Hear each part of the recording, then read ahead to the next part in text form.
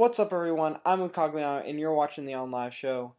I wasn't able to put out an episode for 2 weeks, and I'm sorry about that, but I have a bunch of things for you this week, and I'm going to try to get through them as fast as I can.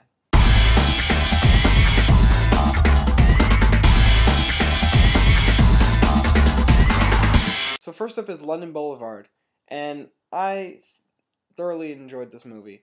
It had a great soundtrack. The characters were a lot of fun, especially Keira Knightley's handler, and this movie is very humorous. There's a lot of great laughable moments in this film. The only thing was I thought it could have been a little stronger with some of the performances, and I thought that it got kind of confusing at the end because there's so much uh, such there's such an unexpected change, and I thought that really kind of threw me off and kind of made me enjoy the movie a little bit less. And I've seen Colin Farrell in a lot of things, and I love him as an actor, and I just didn't think this was as good as he's done before. So I would definitely say this is worth looking for. The soundtrack is completely amazing, and definitely give it a shot.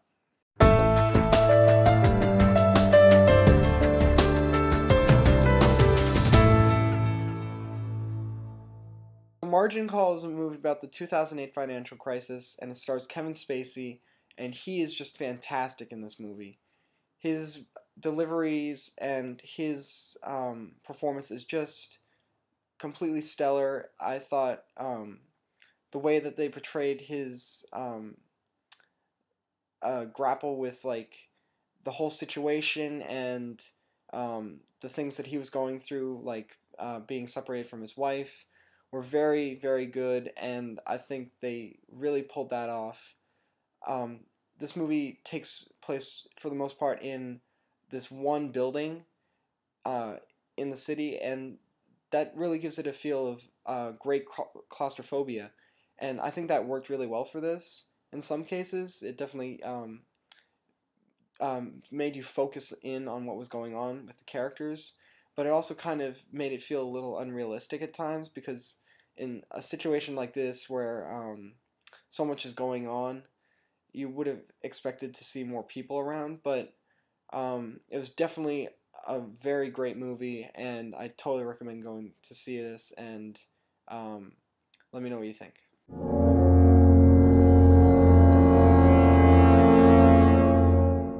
So over Halloween, I was able to see both The Human Centipede 1 and number 2. And I did not like either of these movies.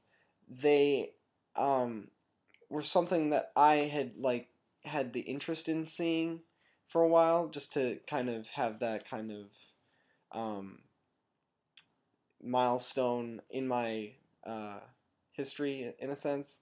So I finally decided I was going to watch these two, and I was just kind of disappointed, I guess, because I was expecting a lot more, and it was definitely like especially the second one. The second one was very graphic, but I just didn't get into these movies. They were so stupid at times. They just weren't like believable. I mean, it's obviously not very believable. It's just something that you should totally pass on. I mean, it's like I don't know, it's kind of a half-worked type thing, and I just couldn't get into either of them. They were just so dumb at times. I really just got annoyed watching what was going on, and I would totally say that you should pass on both of these.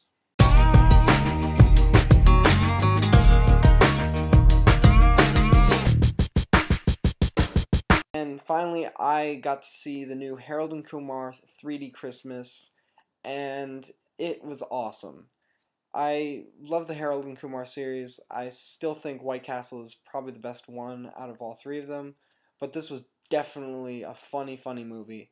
It made great use of all of the things that we love from the Harold and Kumar series, but there were times when I wished they would have just stuck to some of the old routines instead of trying to amp it up with all these gimmicky like 3D type things and stuff like that, and just stuck true to their roots. But there were definitely cases when this played to their advantage, and I'm glad that they tried to try something new.